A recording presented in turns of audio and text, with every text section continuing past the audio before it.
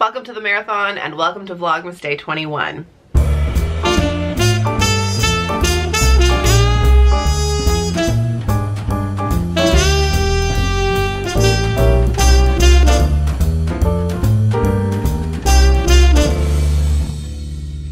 My name's Mare, and in today's video I'm going to go through all of the books that I read this year.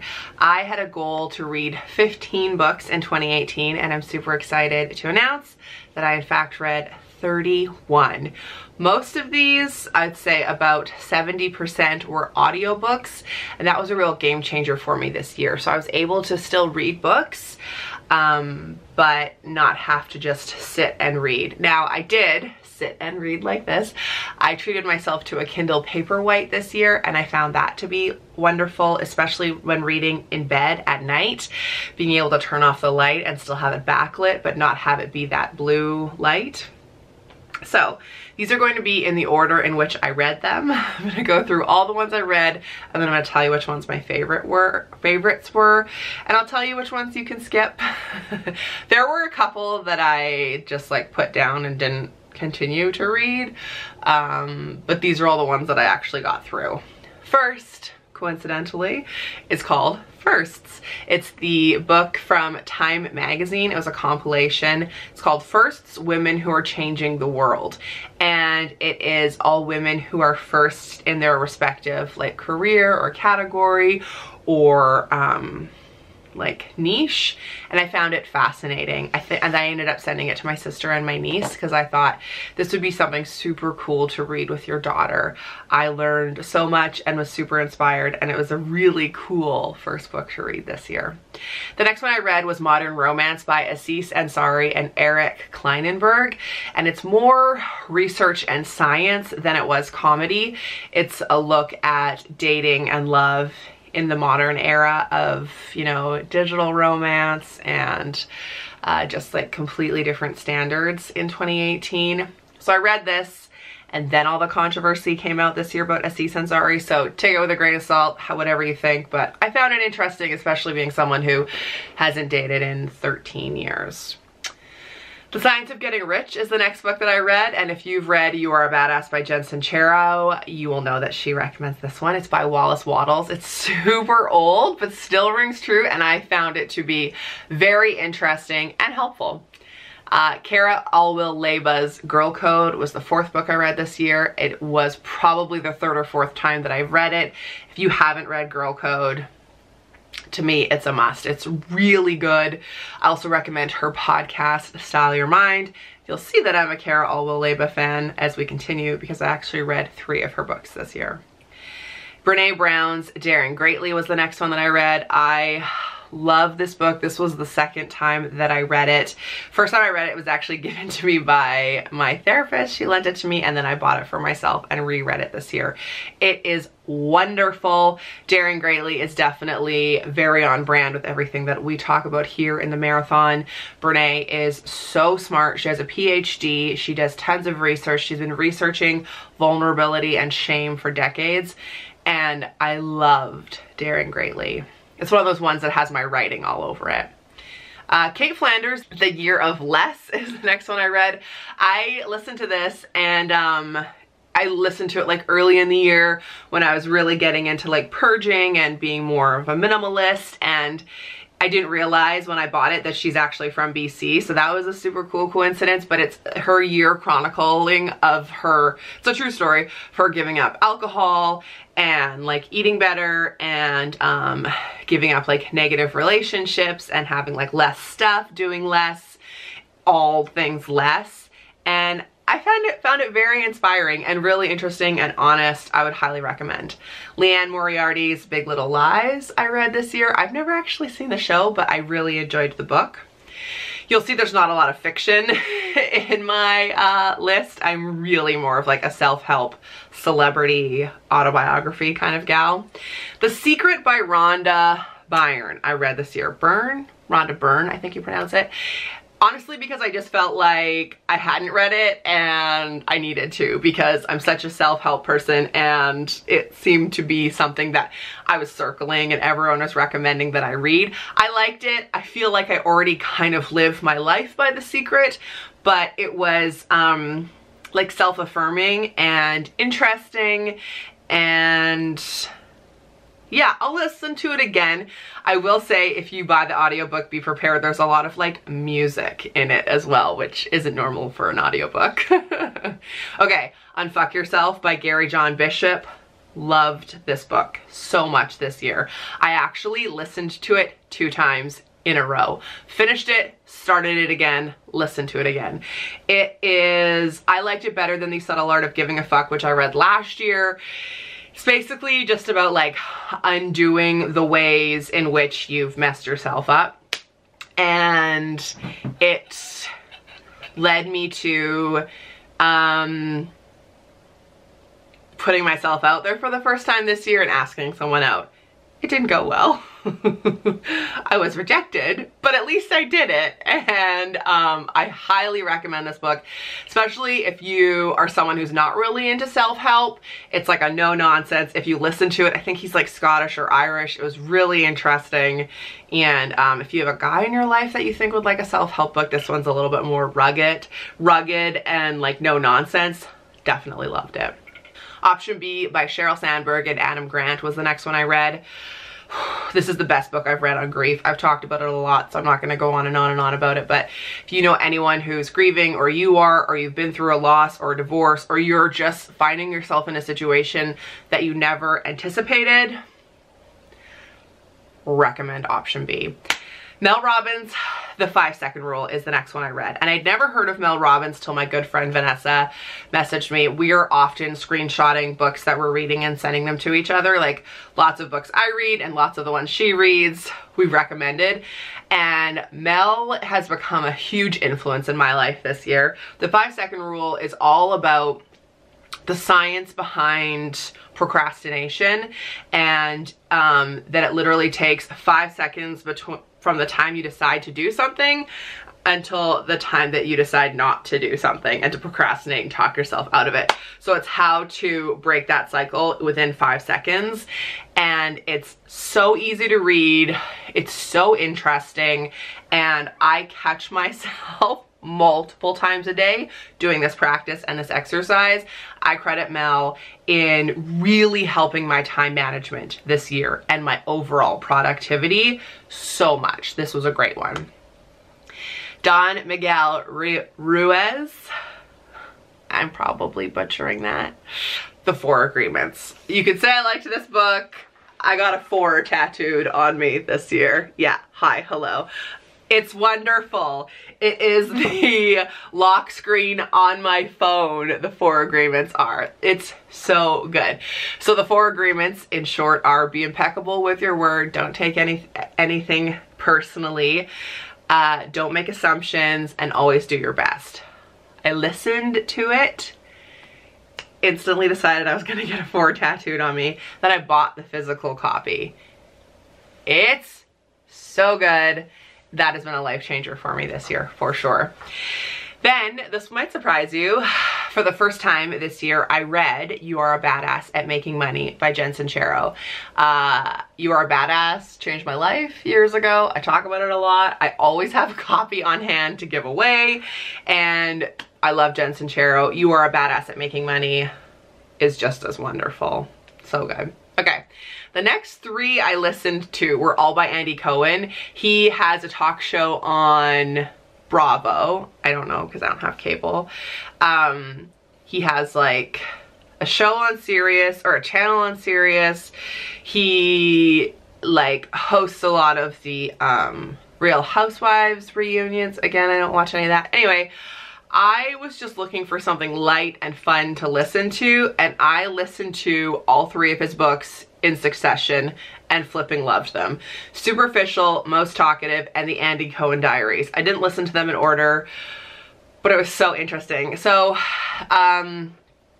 Most Talkative is more like autobiographical, and then the Andy Cohen Diaries and Superficial are literally just his journal entries of like a year in his life living in New York City. And as you know, New York City is my spirit animal. I found these to be fascinating. And like, I don't know if there's a harder working human being in showbiz, because it was also fascinating to me to listen to his schedule and how hard he works and how hard he hustles. To be like a fly on the wall and really have a behind the scenes look at someone who's so successful and how hard they work was a shift for me this year. So they were really entertaining and funny and light and good, but also, wow, he's a hard worker. Then this was the point in 2018 where we kicked off the Mare Reads Book Club. And what did we start it with? You Are a Badass by Jen Sincero. And of course I read it again. I read this book probably twice a year. There's nothing to say that I haven't already said about it. It's wonderful. If you've never read it, highly recommend with a pencil or a pen because you're going to want to take notes. The Champagne Diet by Cara Alwill Leyba was the next one that I read, which I'd never read before. The Champagne Diet is her handle on Instagram, and the Champagne Diet itself was the impetus to her like starting her blog and leaving her job at MTV and creating this massive empire that she has now. It wasn't my favorite of hers. Interesting, but I think because that was so many years ago, it's a much older book. Like, I loved Girl Code, like I said. And then the next one that I read is called Like She Owns the Place, and that's the book that she came out with this year. It was also super good. So if you're gonna pick one Cara Alwill Leyba book to start with, I would definitely recommend Girl Code or Like She Owns the Place. Then I took a bit of a break from self-help and read a few celebrity autobiographies.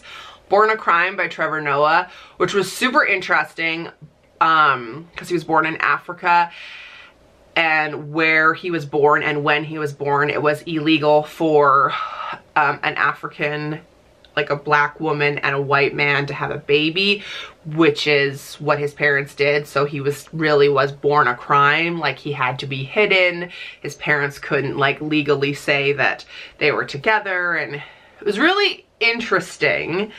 But I found like the book ends before he has any American success. Like, he now hosts The Daily Show, and I was left being like, but like, how did you get from Africa to here? So there must be a sequel. Like, he must be coming out with another book.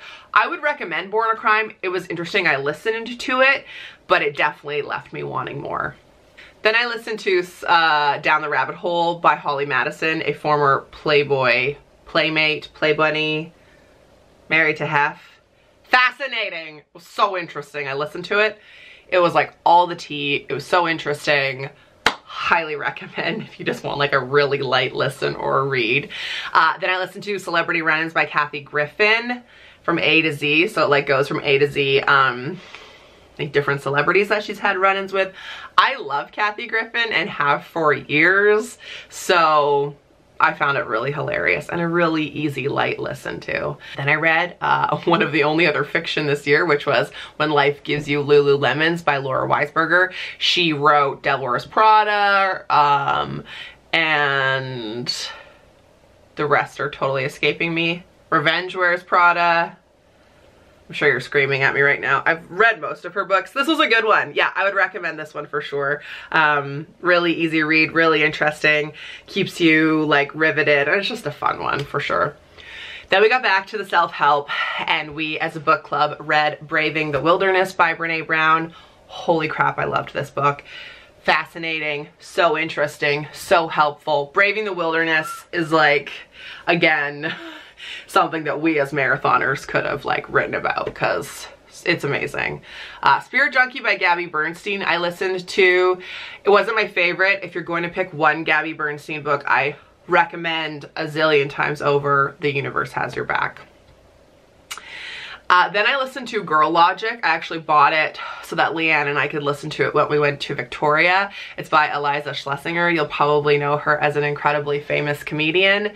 And it was really good. Like, yeah, it was funny, but it was also super insightful and thought-provoking about girl logic and how we think and how the brain works with women and why we think and say and do certain things. So highly recommend that one. Then for the book club, we read The Life-Changing Magic of Tidying Up by Marie Kondo. And like I said in the Facebook Live that we did, definitely I had some major takeaways that have helped me, and some of it was like, seriously, I am not going to thank my items. I am not going to dress up in Sunday best to clean my house. But things that I found to be super helpful were like, does this bring me joy? No, get it out of my house. Like, I think a lot of the purging stuff I have already put into play, so I'd recommend it, but I'd take it with a grain of salt. And then the last Brene Brown book that I read this year was Dare to Lead. Changed my life, my soul. There was an exercise in that book that, like, I don't know if you're gonna be able to see, I just got goosebumps. Like, just my whole body just shifted into goosebumps. Oh my God. It is like so profound. If you're a leader, like if you lead people, if you're a boss, if you're a teacher, it's a must read. Oh my gosh. It was, I gave it to my boss at the radio station. It was like, this was one of the most life-changing books I read this year. I'm filming this before I got my hair cut, obviously before I got my nails done. So the video that you would have seen yesterday, Inception, hasn't happened yet, in case you were wondering. Then I listened to RuPaul's new book, Guru, and I was so disappointed. It's like an hour audiobook. They should have even made it an audiobook. He's constantly referring to photos, which you can't see because it's the audiobook. And I looked at the book briefly in Kohl's after I listened to it, and it's like a picture book, basically, like a scrapbook. I was wanting it to be an autobiography. I was like, where did he come from? How did he get to be RuPaul? He had a talk show, he had a music career, now he has Drag Race. Like, I was just ready to like lap up all of the info, and I listened to it on a drive, start to finish. Like, if you'd like to read it, don't get the audiobook. Okay, so I already talked about this book once. I read the book and then I just finished listening to it as well. You Are a Badass at Making Money. So it's in here twice because I read it twice this year. Then the last one to wrap up what I read in 2018 is the book that I talked about in a couple of vlogs. It's my friend Rue Phelps. She wrote a book, it's called 11 Weeks, and it's actually just come out on Amazon, and she sent me an advanced copy. And I liked this book. It is the real life chronicling of 11 weeks of her breakup. I would say it definitely has like a very serious mental health, depression, suicide aspect to it. So just as like a warning, a trigger warning, but it's so well written. It's so vivid. She paints such a good, like in radio we call it theater of the mind. Like, she paints a really good picture. She's so honest and vulnerable. I cried multiple times. I laughed multiple times. I wanted to high five her. We had a whole conversation after I read it, and I sent her a review. You can see my like actual text review on my Instagram from a few days ago, but it's called 11 Weeks. You can get it on Amazon. It's already an Amazon #1 bestseller, so that was the last one I read. Those were the 31 books that I read this year. Whew. That was a lot of talking. And I would say, oh yeah, and then I was also gonna say the book that I'm reading right now is Michelle Obama's Becoming, because that's the latest in the Mary Reads book club. And then my favorites for this year, which probably will come as no surprise considering the last 20 minutes of your life, I really liked all those Andy Cohen books. Those were my favorite, like fun, listen to ones. And then my 5 self-help ones, hands down. Option B, Dare to Lead, 4 Agreements, The 5-Second Rule, and Braving the Wilderness, right? 1, 2, 3, 4, 5. Yeah, those were my 5, like top 5 self-help books, or just books that I read this year. Like, all left such a lasting impression on me. Option B, Dare to Lead, The 4 Agreements, The 5-Second Rule, and Braving the Wilderness. So I would love to know what your favorites were this year, books that you've read. If you've read any of the same ones that I have, let me know, or if there's any that you recommend I read next year. Okay, I feel like I would have gotten a lot of steps on my Fitbit because I feel like I talked with my hands a lot in that video. Whew. Thank you for watching. If you've made it till the end, I appreciate you. Lace up, become a marathoner, subscribe to my channel. Life's not a sprint, it's a marathon. And I'll see you tomorrow for Vlogmas Day 22. Can you even believe it? Whew. For a girl who talks on the radio and vlogs every day, that felt like a lot of talking. Okay, I'll see you tomorrow. Bye.